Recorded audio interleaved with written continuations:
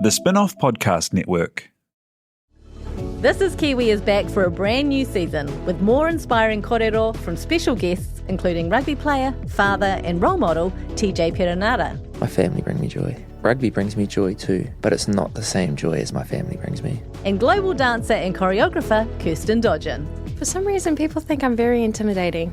Listen to the new season of This is Kiwi, brought to you by the Spin-off Podcast Network in collaboration with KiwiBank. Available now wherever you get your podcasts. Hey everyone, it's me, Drew Opwalo, host of the Comment Section Show. Come join me and one of my iconic special guests every week on the show as we dive into the dreaded comment sections of our tagged videos and take down the most terrible men on the internet, period. Somehow, they won't go away no matter what I do, no matter how incredibly awful and mean I am to them, but I don't mind doing this work. In fact, if I'm being honest, I think it's God's work. So make sure y'all follow me on Spotify or wherever you get your podcasts for new episodes every Wednesday.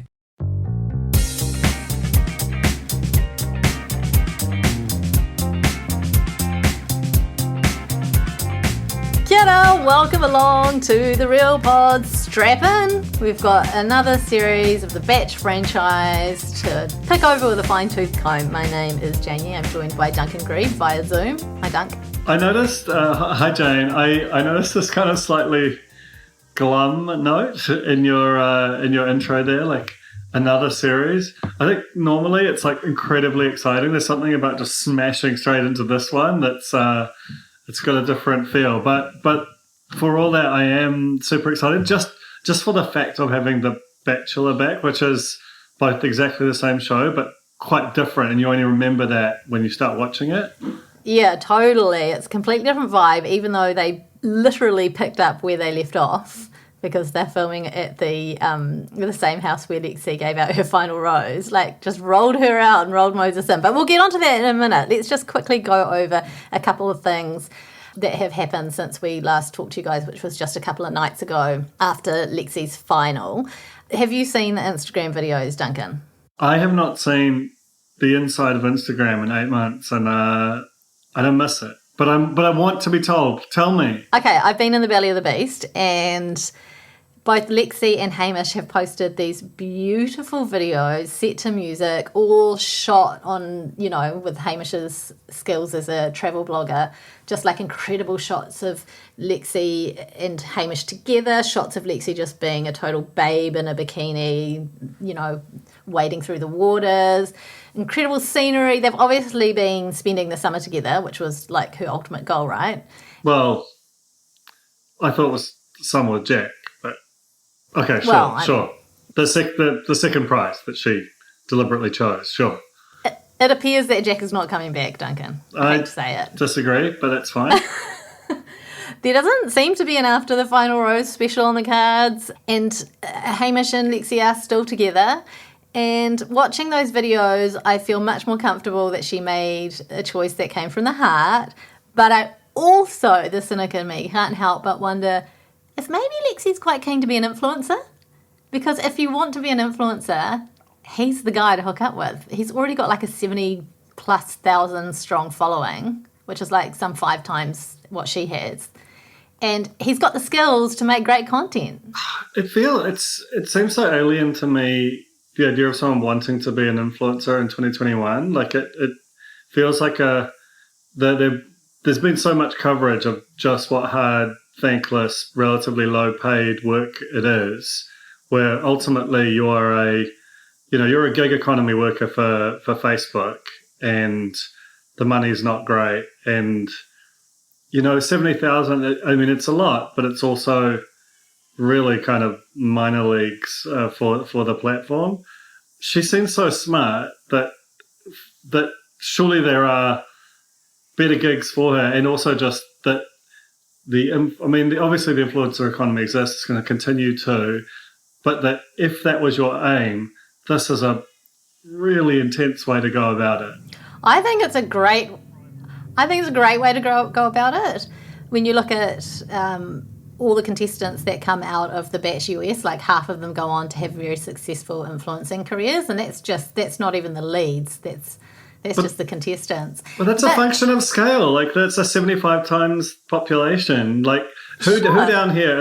Adam Matilda, and Naz essentially already was. I'm struggling to think of too many who've really made it a full-time gig. Am I missing people? Let me just say that Lexi she works in brand management, doesn't she? Like, she understands social media, and Hamish is a great content creator.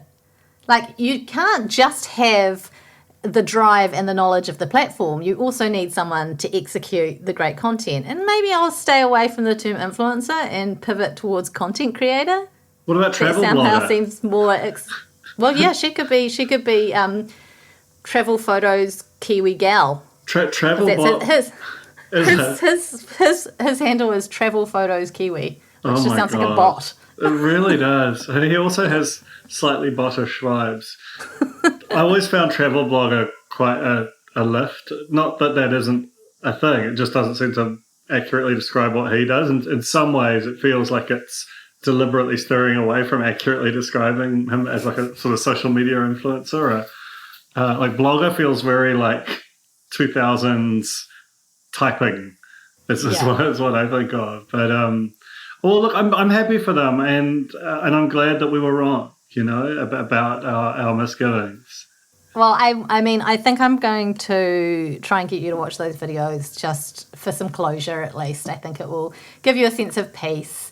Obviously, my take that maybe Lexi wants to be a content creator is not a very nice one because it questions her motives.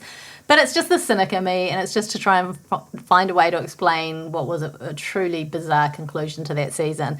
But seeing how much time they've spent together and the affection they seem to have for each other in these photos and videos, I'm coming round to the idea. It does seem very strange that Hamish is clearly comfortable enough around cameras to have made it his life and to always be shooting, and yet Cruise and the whole concept of it just made him such a sort of shriveled wreck of a dude on camera, to the point where the outcome was kind of completely indecipherable. He's a lone wolf. He's not used to having other people interfere with being at one with nature. He was just looking for his wolfette, I guess. Anyway, that's done and dusted. Let's put that one away, because now it is the season of Moses. A 4-year hiatus since we had The Bachelor. Has it really been 4 years? Such a wild length of time. There's definitely been decades happen in those 4 years. Yeah, for sure. And the whole season started the way that every good batch in New Zealand has to start, which is with a slow-mo of our lead walking through long grass, running their hands through in close-up through the grass. Yes, that is mandatory. I loved how scruffy Moses' hair was in these opening shots. Like he had a real kind of straight out of bed quality to him, which really worked, and felt very unaffected. It's a rigorous shooting schedule. We know that Lexi's entire season was shot in 5 weeks or something, which is just super quick turnaround. Like, essentially the amount of time that show was on TV was the amount of time that she actually had to find her summer travel companion. With Moses, like I mentioned at the top of the show, they just picked up where Lexi left off. They're at the same house. They whipped out a roll of red carpet from the Suzuki Swift because there was no candles, no kind of like magnificence about the setting in terms of the red carpet arrivals. It's just like, it's 4 p.m. Let's just start getting some girls in evening gowns out of the car and roll them up to the sky. It's so true. It feels, and no doubt this was the case, this is pure speculation on my part, but that they have made 2 seasons for the price of 1 and got approximately a third to a half more television out of it than they did the previous time, and also kind of probably roughly 70 to 80% more ambient publicity out of it. Like it's we're living in the decline of linear TV budgets, which is like not a particularly exciting thing to talk about when you're. Oh my God, it's not The Fold. I know, but it's weird, like, because what you're talking about is so manifest. The fact of the swapping locations without making a bid out of it says we are saving money everywhere. Moses felt like almost unproduced to the point where it was fine for him to just wander off into a bush and leap out at the woman and then not even admit to her that he was the Bachelor and then just send her home. Like, she had no shot. That was It was a wildly thin opening episode. What? Is anyone directing this on set? It feels like Moses and Art are directing this show. Totally. There's Moses and Art and a few people with cameras, and that's kind of and I'm not saying that's without charm or that it doesn't feel kind of new and interesting, but there is something very raw about it. I got to say, though, that the sort of highlight of the episode and the best I think we saw of Moses was him talking to his mum about Oh my God. being the first Samoan bachelor and her talking about, getting outside the triangle. Like, I was just so cute. dead over that. And you realise, like, that is such a moment for, that this season, in fact, both the last couple, like, in terms of a diversity of casting in all the key roles. It's such a different thing to even where The Bachelor started in New Zealand and to what reality TV has historically been, which is basically targeting the 70% Pākehā New Zealand kind, like that. It's just they're trying for the first time. Yeah, they really are, and it's great to see. I loved Moses' time with his family, mostly because of what was being cooked on the barbecue. Looked incredible. Just forget the Solomeo thing. Just show what Dad can do on the barbecue and you're a catch. Also, his mum looked like his sister. She was just an amazing woman. She was. They were just so sweet. That meeting New Zealand's parents through The Bachelor is just, it's not why anyone watches it, but it's a really nice little bonus. Okay, now also I have to talk about the bromance that is cooking between Art and Moses. Like, right from the word go, these two, they found love already. Yeah. When they had that awkward high-five handshake thing, I think it's real cute that was left in. Easily something that you could go, okay, we'll just take that again. But nah, leave that in. And then as Art walked into the house, leaving Moses on his own, Moses just turns and looks wistfully as Art walks away and says, come back.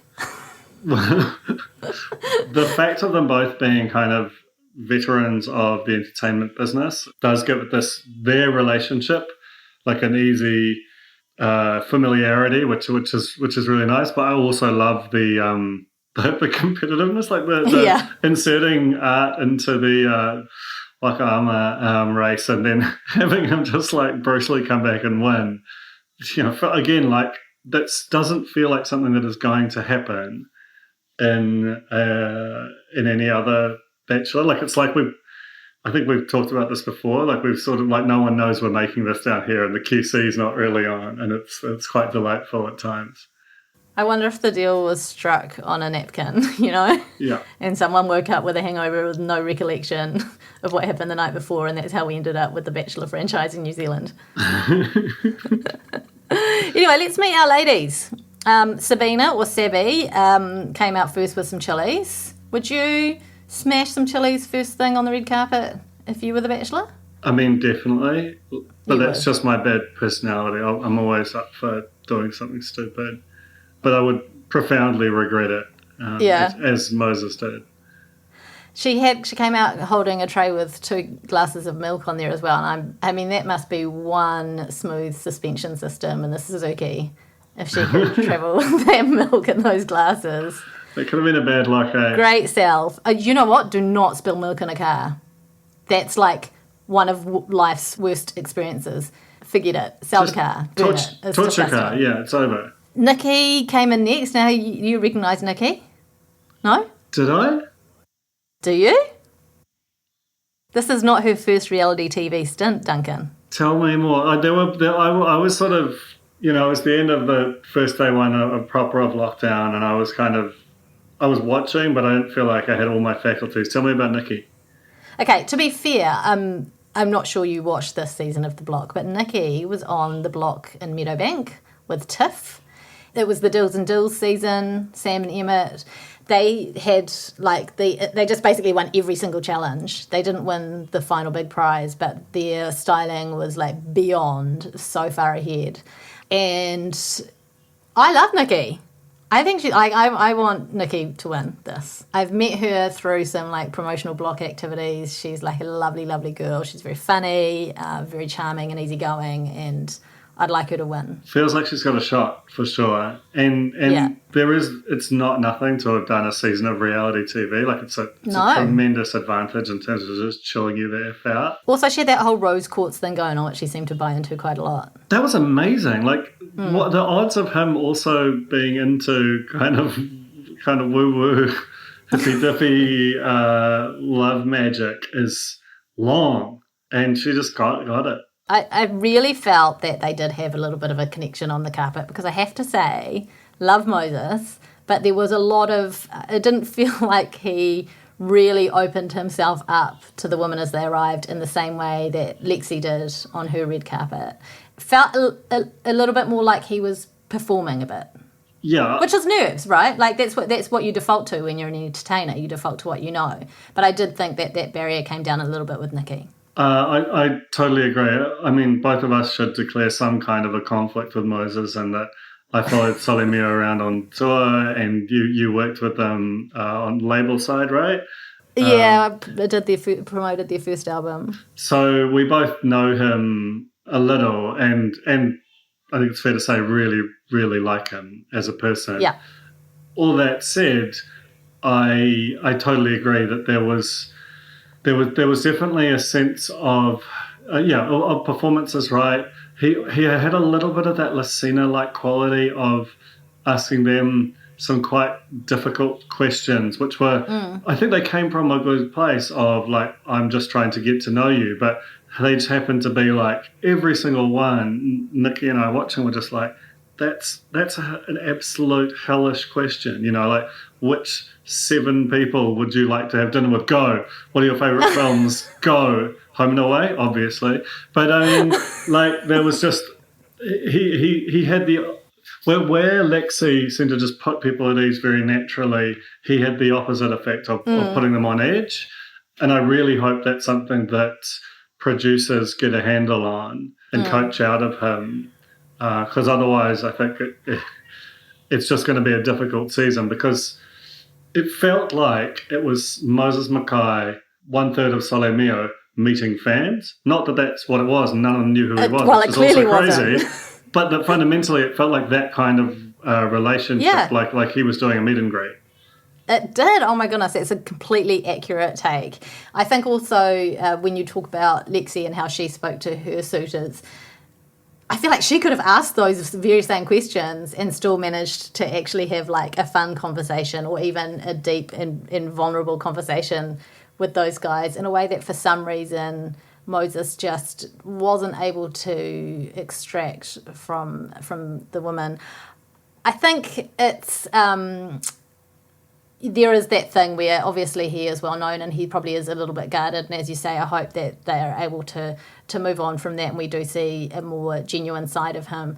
I do feel like there was a lot of chat about she would be a great friend, so I'm just kind of interested to see how open he is to like finding like a long-term love out of this, you know?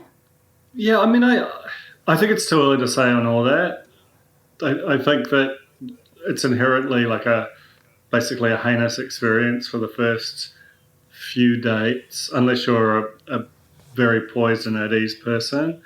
And I don't really question his motives based on what we've seen of him, but I certainly like wonder about what kind of a television product it's going to be, unless they can kind of shake him out of that. Even, I mean, we'll probably get to it, but the booger incident was just swallow me up, Earth.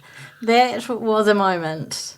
That was like the poppy fart, but without any of the charm. It was David Brent shit, man. Like I could not watch because it just lingered like Poppy's fart. You know, it really hung around. I love that. I love the women. I do love the women, I've got to say. I think we've got a great bunch of women here. We've got a diverse bunch of women in all sorts of different backgrounds and jobs and, you know, I hate to say it because I shouldn't have to say it, but body shapes. You know, like it's really good just to see some real Kiwi women on our screens and some of the personalities already shining through. I am gutted that Amanda? Georgia got sent home. Oh, no, really? Georgia. But I love Georgia. Yeah, I love Georgia, but Amanda needed to be there for the drama. There were two absolute, like, she was going to be absolute poison and it would have been fantastic. That's the thing. The first cull felt like, again, that was a very sort of Moses and Art just making it up. Because who's there to say, don't get rid of her? Because she's literally told you that she was third in line for the Bachelorette throne. Like, only for the voiceover to come over the top and go, you weren't. Which was so cruel, by the way. Like, very funny, but also so brutal. But it does give us some insight into perhaps where Amanda's head was at, and that you're completely right, that she would have perhaps been quite happy to embellish on a few things to get some good tally. It's almost like, and I've got no basis on which to know this, but that making reality TV is really hard, right? Like, and it involves you at times asking contestants and making decisions on the show. I mean, Unreal was the sort of, the dialed up to 11 version of it, but, fundamentally it requires you to keep some like unpleasant characters around for the purposes of making the show dramatic. And I don't feel like the last couple of seasons necessarily had that motivation. And as a result, I'm just a bit concerned because I really was like, they've got to keep Amanda. They've just got to keep her because you need that freaky person in there that's going to rub people up the wrong way. I definitely am concerned about them just getting on a bit too well. Oh, they're getting on way too well. They're like, you got a date. Go, girl. You look amazing. You got this. You're radiant. You're lovely. They're supposed to be like, I wanted that date. And start seething quietly in the background with like fake smiles plastered on their faces, into a grimace. Georgia was another one who I thought would have added a lot of value to the show just because she was so unfiltered with her comments. She just kept like being like, why did I say that? Which is like absolutely the reaction you would have in a situation like that. Literally everything she did, she was just like, why did I say that? Why can't I talk? Why am I sitting there with a massive Gumby smile on my face? And then when Art walked into the room, at one point she just leaned across the table and you could see her mouthing, oh shit. And she was just like a real sweet, unfiltered character that I would have liked to have seen more of. Yeah, I think that she, every so often they cast someone who feels like they are the viewer, Yeah. And that is a really, whereas there are a lot of people on the shows who are quite polished or quite reserved or, there because they're sort of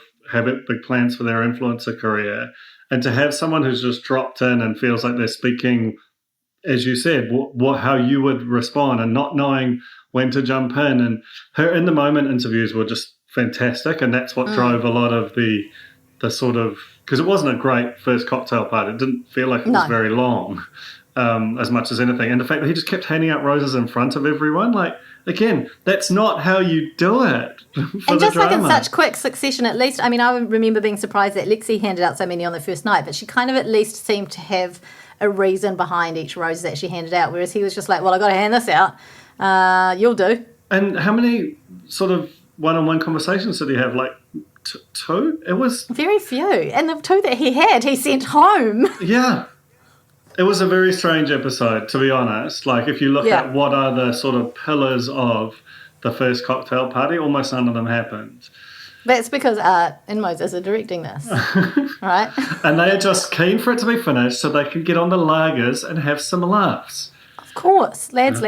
When someone is in the moment interviews are on screen so much in that very first episode and then they get sent home, that's a bad sign. Like, they shouldn't have gone home. She was clearly talent. Anyway, moving on. Lou is a tourism sales manager and I love her. So Lou is the young lady who had lost a partner in a car accident, whose story is completely tragic. She just seems like such a beautiful soul, but also just like a great presence in the house. Yeah.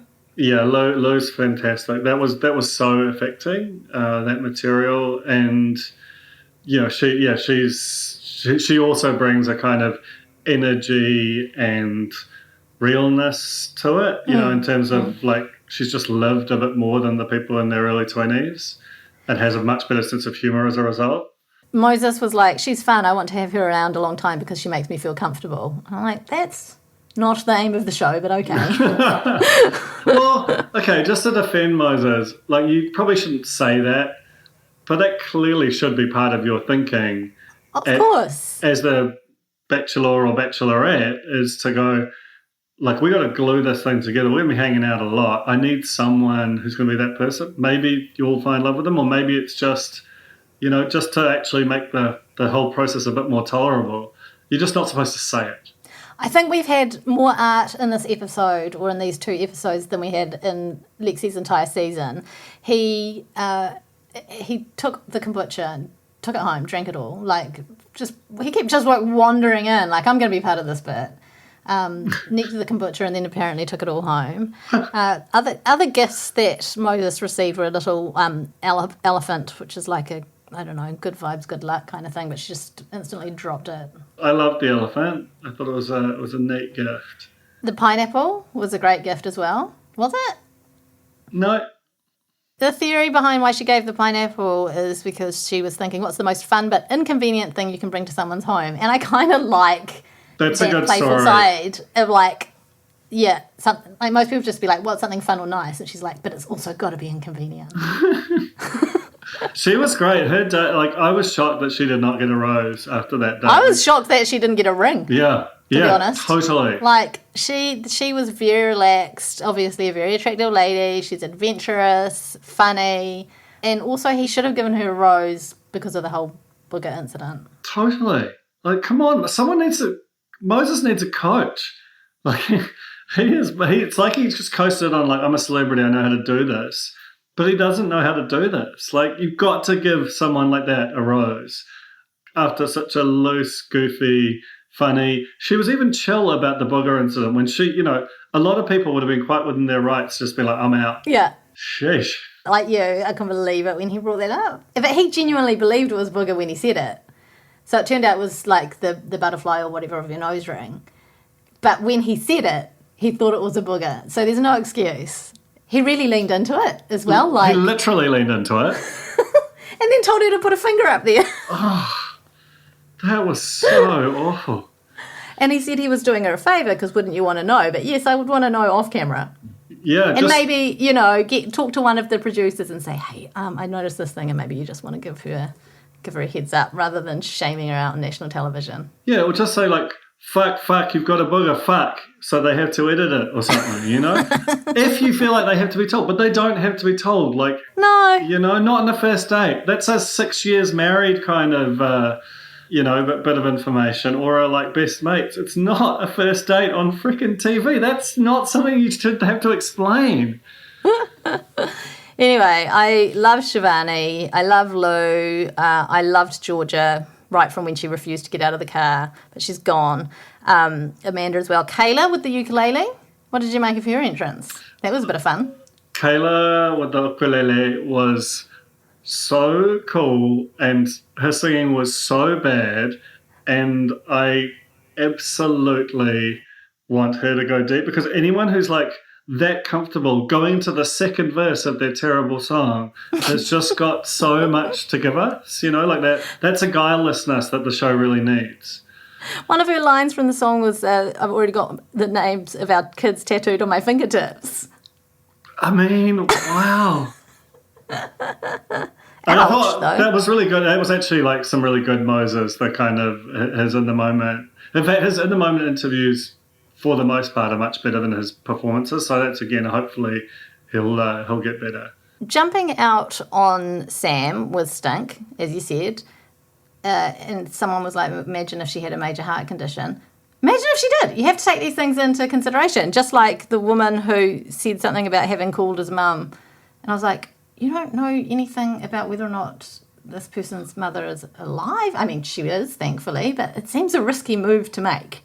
Yeah, well, especially she was also carrying like a big old jar of pretend... the pretend sand. Which, that goes on a foot, smashes, blood everywhere, potential death. It wasn't just not Mount Maunganui sand. It was the second incarnation of fake sand, because she couldn't get some from the Mount, so she got some in Auckland, didn't like the Auckland sand, so just went to a local beach and grabbed some. So good.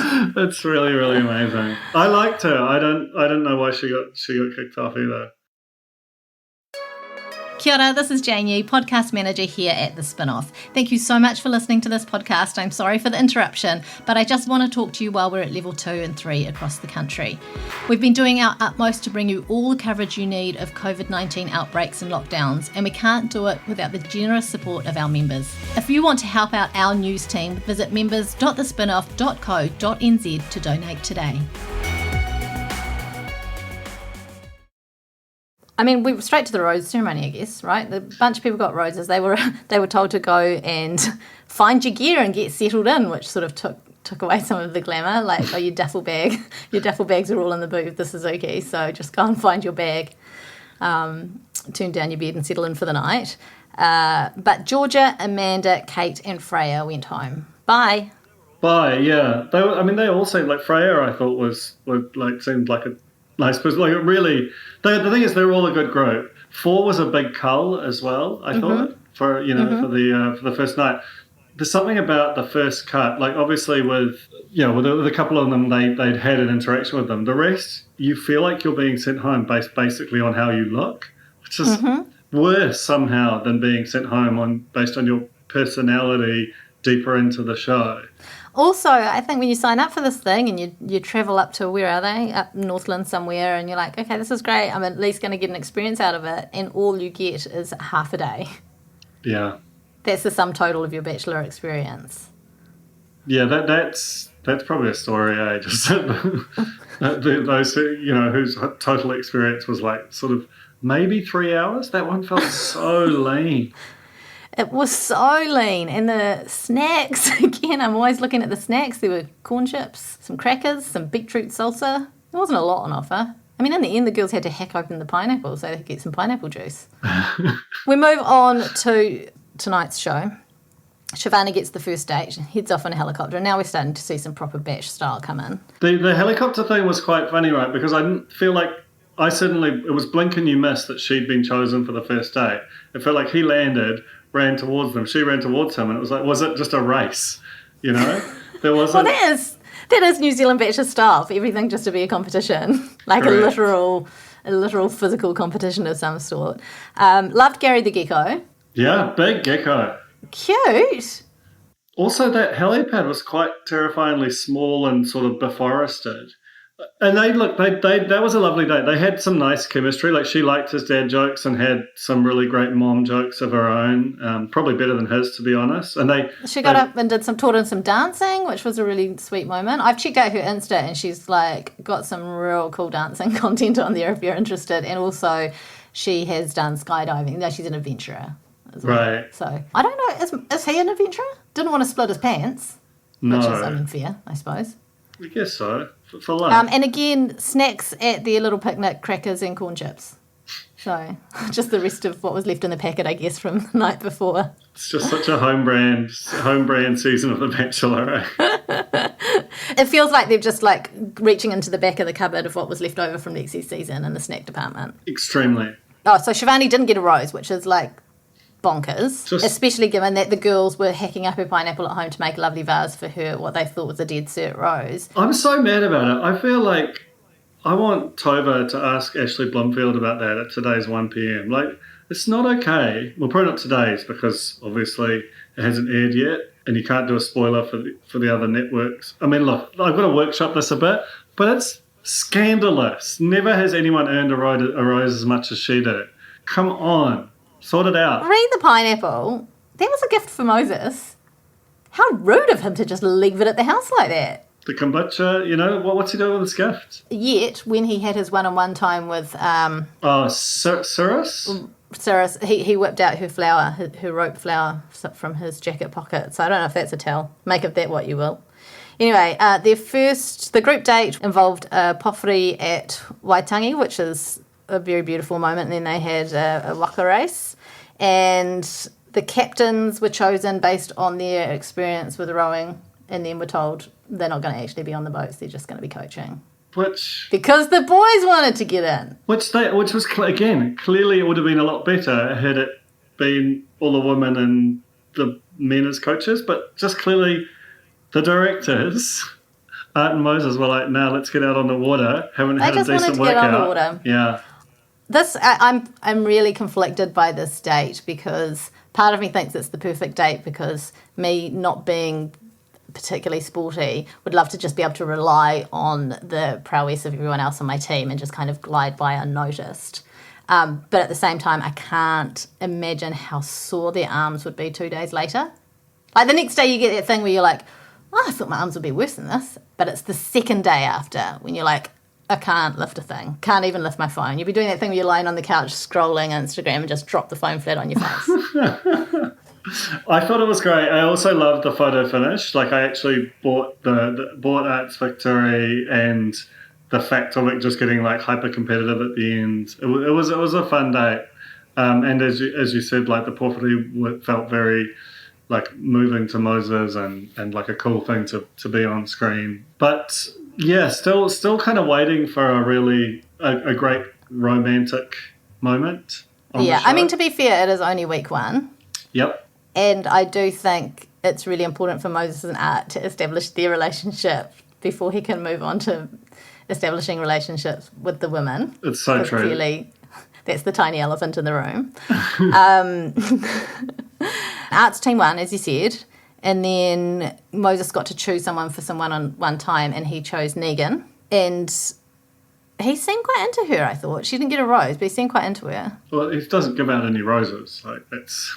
Well, except for on night 1. Yeah, well, then he's just gave out a vase full of them. Yeah, Negan seems like a total contender. Yeah. You know, she looks great. She's got a cool personality, backstory, similar age. There's a few people already showing out, I think, and she's certainly one of them. At this cocktail party, one of the most entertaining moments was when Moses and Lou were discussing the fact that they might be possibly related. And that it was kind of like joke, and then kind of, yeah, but, you know, there's a real risk here. That felt like it just kind of was a joke that got out of control rather than any real risk. Oh, I know there's no real risk, but that was the funny bit, Duncan. It was cute. I love Kimmy. It was charming.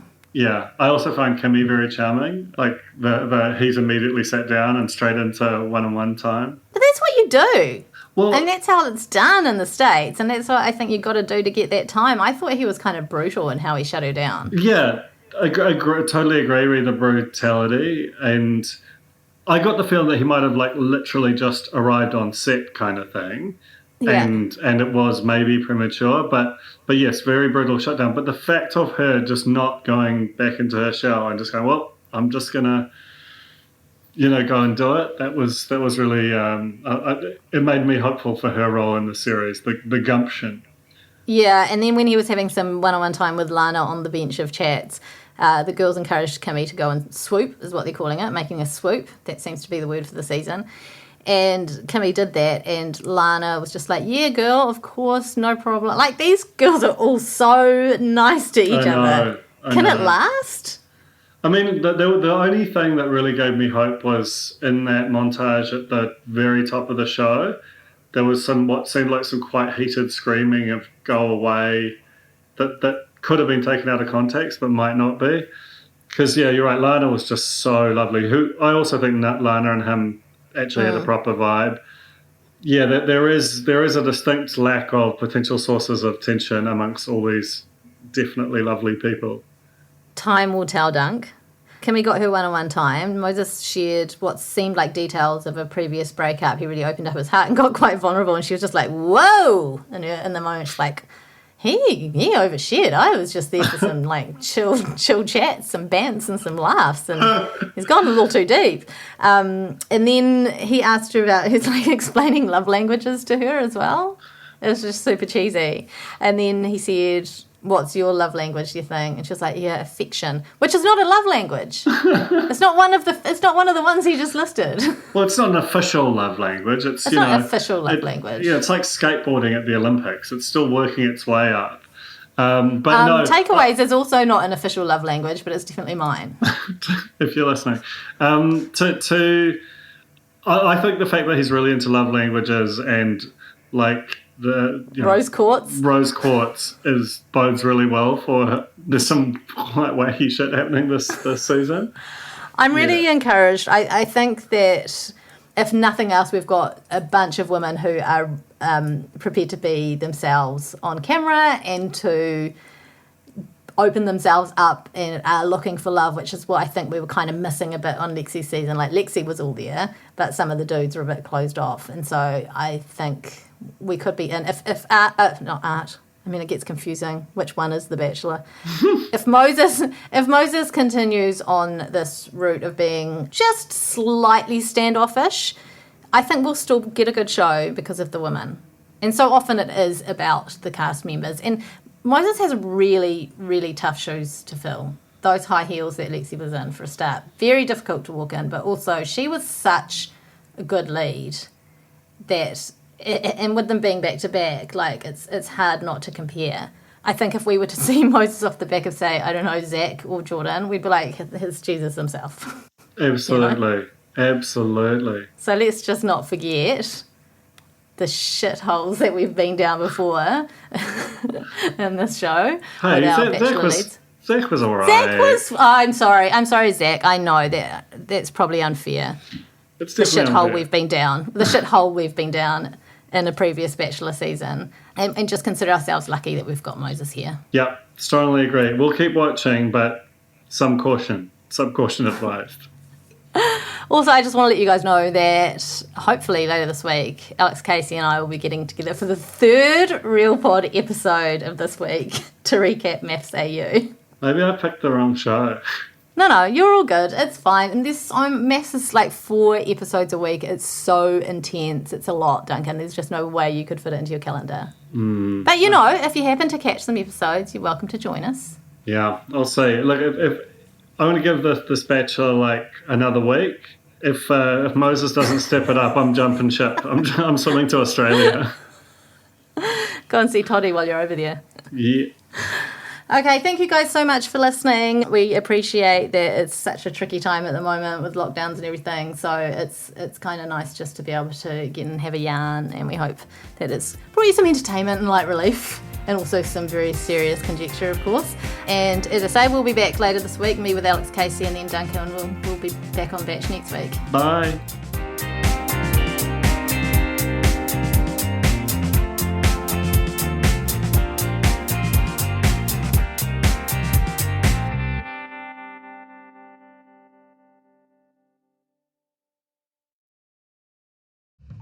Kia ora, this is Toby Manhire, here to urge you to tune in to Gone by Lunchtime, a podcast with me, Annabelle Lee Mather and Ben Thomas, tackling the world of New Zealand politics, from policy to polling, from scandal to psychodrama. Listen to Gone by Lunchtime, brought to you by the Spin-Off Podcast Network, wherever good pods are sold.